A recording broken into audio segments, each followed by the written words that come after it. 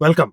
Here is a powerful and useful method of using the new COPILOT function inside Excel. This feature requires you to have paid version of COPILOT, and as of now, that is December 2025, it's available in the beta version of Excel. It's also available on the browser version. What am I doing here? I want to learn about a particular topic. So I mention the topic here, and then I want the most commonly used acronyms or jargon related to that topic. How do I get that?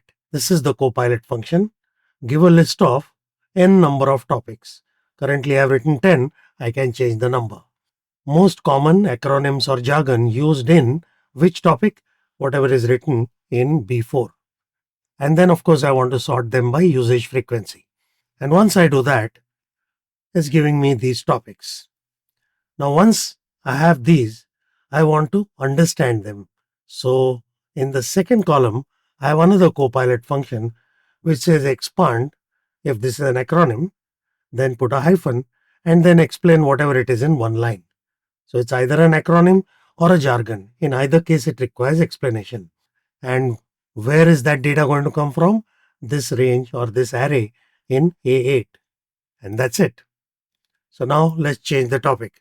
I'm going to talk about Gen AI as the topic. So it's going to give me the jargon related to that and then give me the results. AI, ML, NLP, LLM, and there you have it. I don't want 10, I want 5. Okay, no problem. That's also live. I have other videos also related to this. Have a look at them. So that's it for now. See you soon. Thank you.